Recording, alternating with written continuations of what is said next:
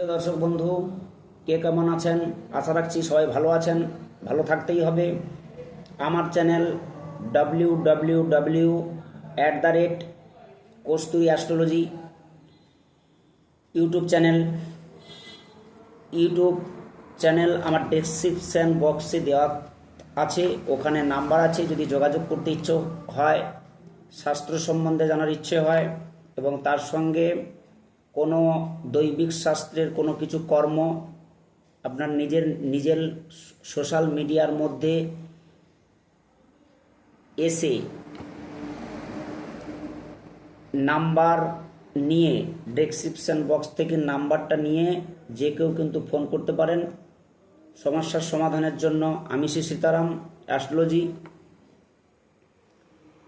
সবাইকে এই প্রোগ্রামের পক্ষ থেকে ভারতবর্ষ তথা ওয়েস্ট বেঙ্গল তথা এলাকাবাসীবৃন্দকে সাদর আমন্ত্রণ জানাই এবং সেই সঙ্গে এই আজকের যে উপস্থাপনাটা নিয়ে আপনাদের কাছে হাজির হলাম, যে অনেকেই বলেছেন যে আজকাল তো পুরুষ শাসিত সমাজ, নারী শাসিত সমাজ উভয়েইকেই একটা মান্যতা দিয়েছে। উভয়েই আইন বলুন বা বিভিন্ন রকমের জায়গাগুলোকে সমান, নারী পুরুষ উভয়কেই একটা সমতা বজায় রাখার জন্য আমাদের গণতন্ত্রের আইনও সেভাবে তৈরি হয়েছে। দর্শক বন্ধু, তো আজকে এমন একটি উপস্থাপনা আপনাদের মাঝে হাজির করব যেটা আপনাদের অত্যন্তভাবে এটা গুরুত্বপূর্ণ। স্কিপ না করে ভগবান শ্রীকৃষ্ণ কি বলছেন, পুরাণ কি বলছে, বেদ কি বলছে, উপনিষদ কি বলছে, এগুলোকে অতি অবশ্য আমাদের মাঝখানে আমরা হারিয়ে ফেলেছি। এইগুলো অত্যন্তভাবে আমাদের দর্শিতা, সমদর্শীয়ভাবে বা আবেগের বশে নয়, যাতে আমাদের সমাজবদ্ধ আমরা জীব, আমাদের মনুষ্যত্ব রয়েছে এবং আমাদের বিবেক রয়েছে, সেই বিবেকগুলোকে আমরা হারিয়ে ফেলি। আজকে এমনই সেই ধরনের একটা উপস্থাপনা যেটি মানুষের মনে নারীকে দেখলে খারাপ চিন্তা আসে কেন। এটি সামাজিক কারণ, এটি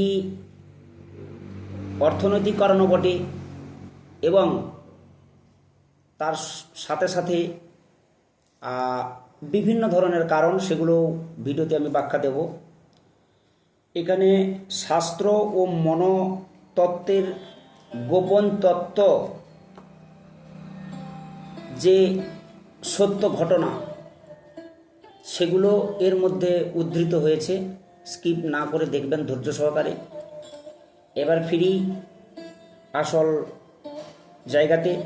রাস্তা দিয়ে হাঁটার সময়, সোশ্যাল মিডিয়া স্ক্রোল করার সময় হঠাৎ কোনো নারীকে দেখে আপনার মনে কি কোনো খারাপ বা কামোদ্যোগী চিন্তা এসেছে? আর ঠিক পর মুহূর্তেই আপনি কি নিজের উপর রেগে গেছেন?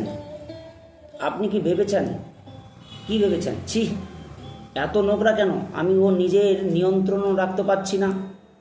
যদি আপনার উত্তরটা হ্যাঁ হয়, তবে এটাই করুন, আপনি একা নন। আপনাদের সমাজে এমন একটি বিষয় নিয়ে কেউ প্রকাশ্য কথা বলতে চায়, পিতা মাতা, শিক্ষক এবং সমাজ সবাইকে দেখে নারীদের সম্মান করতে হয়। কেউ কিন্তু আমাদের এটা শেখায় না। দর্শক বন্ধু, মনের ভেতরে হঠাৎ করে কামনায় বা লালসার ঝড় উঠে, ঝড়ের মধ্যে কিভাবে লড়াই করতে হয় আমরা নিজেকেই চিন্তা করে কথা কাউকে কিন্তু বলতে পারি না। কারণ সমাজ আমাদের চরিত্রহীন বা পাপী তকমা দেবে। দিনের পর দিন ভয়ঙ্কর অপরাধে আমরা কিন্তু মানব জীবন কি বলছে, আজকে আমরা কোনো নীতিবাক্য শোনাবো না। আমরা সরাসরি বিজ্ঞান, মানুষের মনস্তত্ত্ব এবং হাজার হাজার মানুষের প্রাচীন হিন্দু শাস্ত্র, বেদান্ত এবং শ্রীমদ্ ভগবদ্গীতায় এই রকম সত্যের মুখোমুখি হচ্ছে। এক নম্বর যেটি হচ্ছে, নারীকে দেখলে পুরুষের মনে কেন হঠাৎ খারাপ চিন্তা আসে? দর্শক বন্ধু, এটি কি মস্তিষ্কের কোনো কেমিক্যালের খেলা? এক নম্বর।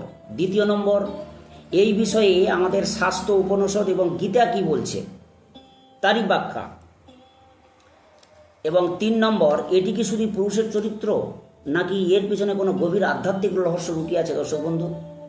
এটা গেল 3 নম্বর।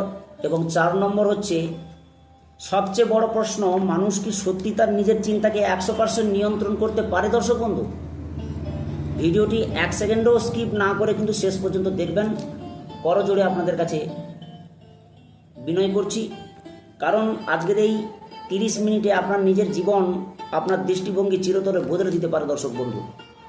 আপনি অপরাধ থেকে বেরিয়ে এক নতুন মুক্তির স্বাদ পাচ্ছেন। আধ্যাত্মিকতা যাওয়ার আগে আমাদের শরীরে কিভাবে কাজ করে তা বুঝতে হবে। আধুনিক বিজ্ঞান এবং ইভলিউশনারি সাইকোলজি কি বলছে?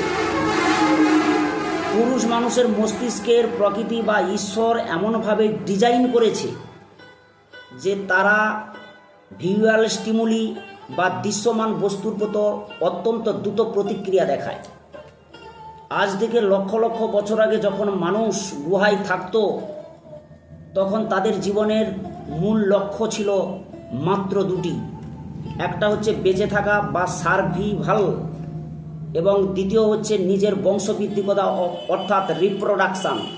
পুরুষের মস্তিষ্কের হাইপোথেমিয়া অংশটি নারীদের তুলনায় কিছুটা ভিন্ন কাজ করে।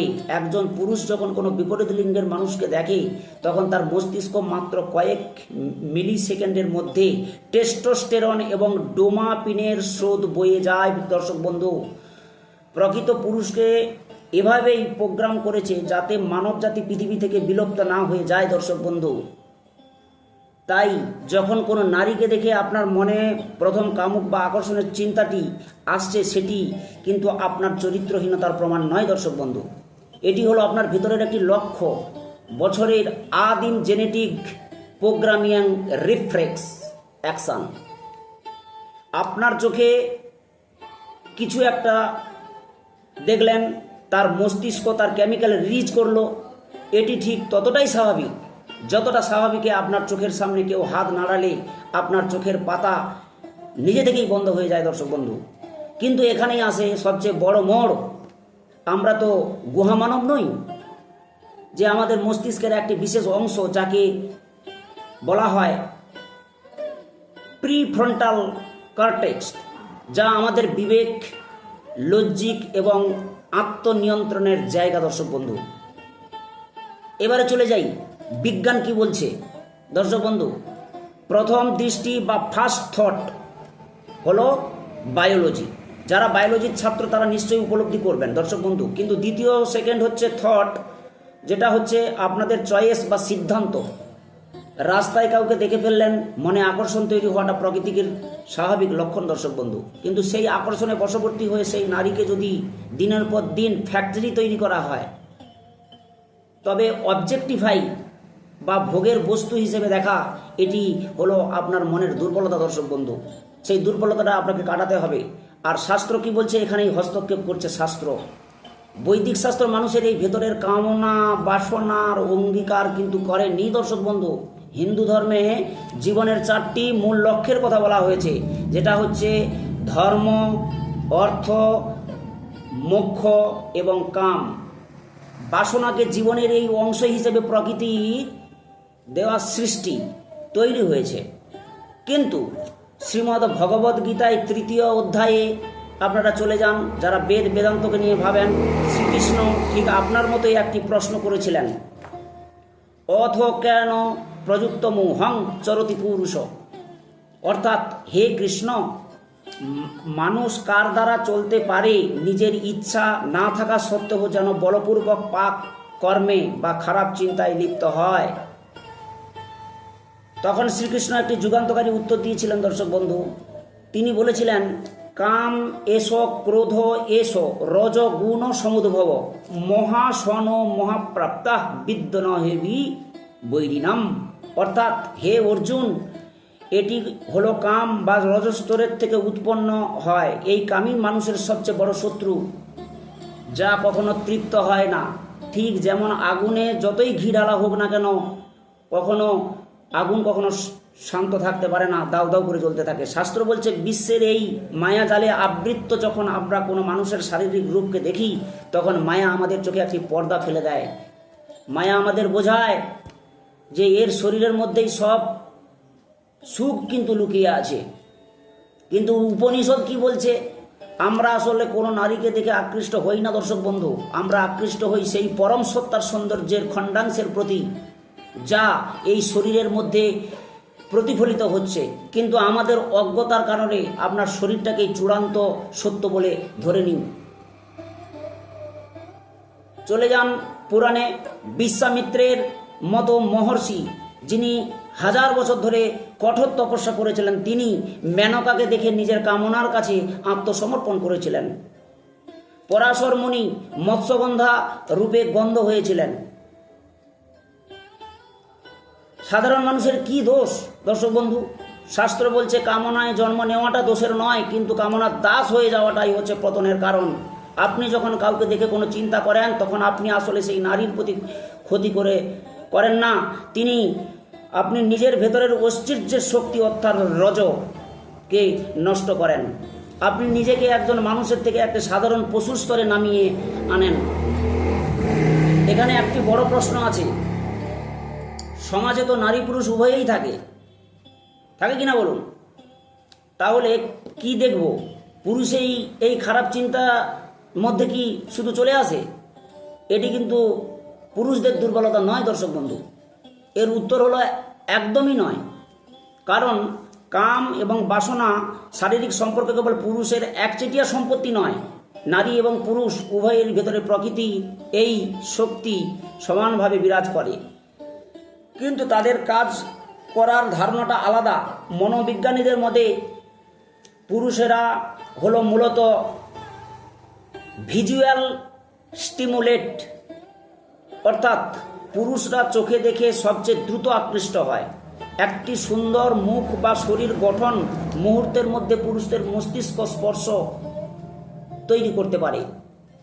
দর্শক বন্ধু, অন্যদিকে নারীদের মনস্তত্ত্ব কাজ করে কিন্তু অন্যভাবে। তারা সাধারণত ইমোশন এবং সুরক্ষা বা সিকিউরিটি, বুদ্ধি এবং কানেকশন এর দ্বারা বেশি আকৃষ্ট হয়। তাই নারীদের ক্ষেত্রে শারীরিক সম্পর্ক প্রতিক্রিয়াটি একটু ধীর এবং শর্ত সাপেক্ষ দর্শক বন্ধু। কিন্তু আজকের এই হাইপার সেক্সুয়ালাইজড যে যুগে, যেখানে সোশ্যাল মিডিয়া এবং সিনেমা এবং বিজ্ঞাপনের মাধ্যমে প্রতিনিয়ত নারী এবং পুরুষের উভয়েই অবজেক্টিফাই করা হচ্ছে, যেখানে নারী পুরুষ উভয়ের মধ্যে এই চঞ্চলতা মারাত্মক বেড়ে যাচ্ছে দর্শক বন্ধু। তাই এই কেবল পুরুষের দুর্বলতা নয়, এটি হলো মানবতত্ত্বের একটি প্রকৃতির নস্কা, যা সমাজ পুরুষকে শেখায়। তোমার এই চিন্তা আসা মানেই তুমি কিন্তু খারাপ জায়গায় নয়, তখন সেই চিন্তাকে জোর করে চাপিয়ে দেওয়া হয়, অর্থাৎ সাপ্রেস করে। এই সাইকোলজির সবচেয়ে বড় সত্যটি হলো, আপনি যে জিনিসটাকে যত বেশি চাপিয়ে রাখতে চাইবেন, সেটি তত বেশি শক্তিশালী এবং আক্রমণাত্মক করবে আপনার জীবনে। এখন আমরা সবচেয়ে গুরুত্বপূর্ণ, মানুষ কি সত্যি তার নিজের চিন্তাকে 100% নিয়ন্ত্রণ করতে পারে দর্শক বন্ধু? আমি কি এমন কোনো সুইচ অফ করতে পারি যার ফলে কোনো নারীকে দেখলে আমার মনে কোনো দিন কোনো খারাপ চিন্তা আসবে না? বিজ্ঞান এবং বেদান্ত এক সুরে উত্তর দিচ্ছে, না, কখনোই না, ইম্পসিবল। আপনি চিন্তাকে বন্ধ করতে পারবেন না, কারণ মনোবিজ্ঞানীদের একটি বিখ্যাত এক্সপেরিমেন্ট আছে যার নাম সোসাইটি বিয়ার প্রবলেম, সুইট বেটার প্রবলেম বলা হয় যেটাকে। পরবর্তীকালে আমি কোনোভাবেই এই সাদা ভল্লুকের কথা ভাববেন না, আপনি দেখবেন ওই 1 মিনিট আপনার মাথায় কেবল একটি সাদা ভল্লুকেই ঘুরে বেড়াচ্ছে শুধু। আমাদের মনে ঠিক এইভাবেই কাজ করছে, প্রতিনিয়তভাবে এইভাবে কাজ করছে। আপনি যখন ভাবেন আমি আর খারাপ চিন্তা কখনোই করব না, আমি ওই নারীদের দিকে আর তাকাবো না, তখন আপনার মস্তিষ্ক ওই খারাপ চিন্তা শব্দটিকেই সবচেয়ে বেশি গুরুত্ব দেয় দর্শক বন্ধু। বারবার সেই দৃশ্যমান আপনাকে দেখায়, আপনি দেখতে চাইছেন না, ও আবার দেখাচ্ছে। এইভাবে কিছু যুদ্ধের সাথে একদিন জিততে না পারলে তখন আপনি বিমুখ হয়ে গেলেন। না দর্শক বন্ধু, স্বামী বিবেকানন্দ এবং ভগবান মহর্ষি মতো সন্তরা এই চমৎকার বিভিন্ন ব্যাখ্যা দিয়েছেন। তারা বলেছেন চিন্তার সাথে লড়াই করো না, চিন্তার সাক্ষী হয়ে যাও। যখনই আপনার মনে কোনো নারীকে দেখে কামনার বা খারাপ চিন্তার জন্ম নেবে, তখন ঘাবড়ে কখনোই যাবেন না দর্শক বন্ধু। পুরুষদের ক্ষেত্রে বলছি, অপরাধকে ভুলবেন না। আপনি নিজেকে মনের থেকে আলাদা করে নেন। ভাবুক যে আপনি একটা নদীর ধারে বসে আছেন, আর ওই খারাপ চিন্তাটি হলো নদীর স্রোতে ভেসে যাওয়া একটি ময়লা আবর্জনা। দর্শক বন্ধু, আপনি শুধু দেখুন, আপনি বলবেন ওহো আমার মস্তিষ্কে একটা কামনার চিন্তা এসেছে, তা আসবে, ঠিক আছে আসুক না, কি হয়েছে। আপনি যখনই ওই চিন্তার সাথে লড়াইটাই বন্ধ করে দেবেন এবং তাকে ভয় পাওয়া ছেড়ে দেবেন, ঠিক সেই মুহূর্তে ওই চিন্তাটি তার সমস্ত শক্তি হারিয়ে ফেলবে। দর্শক বন্ধু, চিন্তা আসবে আর মেঘের মতো নিজেকেই দিনের দিন মিলাবেন। কঠোর উপনিষদে বলা হয়েছে আমাদের এই আত্মা হলো রথের মালিকা, বুদ্ধি হলো সারথি বা ড্রাইভার, মন হলো লাগাম, আর আমাদের পঞ্চম ইন্দ্রিয় চোখ, কান, জিহ্বা, নাসিকা, ত্বক এগুলো হলো ঘোড়া। আপনি যখন ঘোড়াকে অর্থাৎ ইন্দ্রিয়কে জোর করে মারতে যান, সে বেপরোয়া হয়ে যায়, কিন্তু বুদ্ধির সারথি লাগামকে শান্ত রাখে, ঘোড়ার ঠিক রাস্তা দেখায়, তবে ঘোড়া নিজের শান্ত হয়ে যাবে। তাহলে উপায় কি?